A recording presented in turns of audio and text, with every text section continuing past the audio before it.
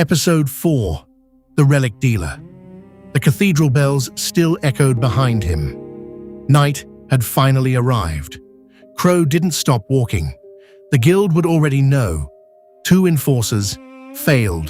The spellbook still missing. A relic stolen from the cathedral. Every thief in the city would be looking for him. How much would my bounty be? The guild would expect rooftops. They knew his habits. So tonight, he abandoned them. He changed direction constantly, checked reflections in puddles, listened before every corner, every passing stranger.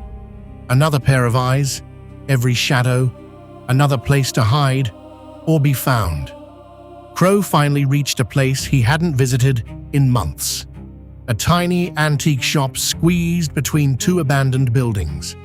A tarnished brass key hung above the door. Lock and relics. It bought stolen curiosities, objects too unusual for ordinary fences, too valuable to ask questions about. Crowe stepped inside. A small brass bell rang once. Dust drifted through shafts of candlelight. Shelves climbed to the ceiling, overflowing with forgotten things. The smell was familiar. Old wood. Incense. A voice emerged from somewhere behind the shelves. "Welcome back." An elderly man appeared. Grey hair, neatly trimmed beard, dark spectacles balanced low upon his nose, a leather apron stained by decades of careful work. Benedict Locke, collector, scholar, fence. He looked Crowe over once.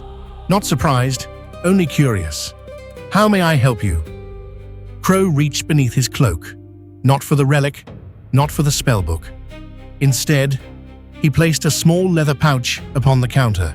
Gold coins. "I need supplies." Benedict didn't touch the money. "What sort of supplies?" "Burning incense, cured leather." Benedict paused. Interesting. Only then did he accept the coins. He crossed to a cabinet lined with dozens of tiny drawers, each carefully labeled. Ash, charcoal, sulfur, spider silk, feathers, powdered iron. He selected 2 small bundles, one wrapped in waxed paper, the other tied with twine. Returning to the counter, he set them down. "So, the rumor was true." Crowe's eyes narrowed. "What rumor?" Benedict smiled without looking up. "That you kept the book." Silence. Crowe's hand drifted toward the knife beneath his cloak, not threatening. "Habit." "You guessed from incense?" "And cured leather." Benedict chuckled quietly. "Nobody buys those together unless they've recently become very interested in spellcraft." Crowe said nothing. Benedict leaned against the counter. "You've been studying." Crowe's silence confirmed more than words ever could. Benedict never asked to see the spellbook. That was bad for business. Instead, he wrapped the components. Carefully, almost respectfully, then slid them across the counter. Crowe gathered the bundles, then hesitated. "There is one more thing." Benedict looked up. "I found a pattern. By a brass lantern that should have produced light. It wouldn't answer.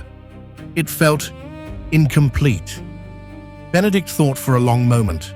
Without a word, he disappeared behind another row of shelves. Drawers opened. When he returned, he carried a tiny corked vial. Inside, a single firefly drifted lazily through the darkness. Its pale green light pulsed softly. He placed it beside the incense. The missing piece. Crowe stared at the tiny creature. "A firefly? That common spell asks for light. It helps to begin with some."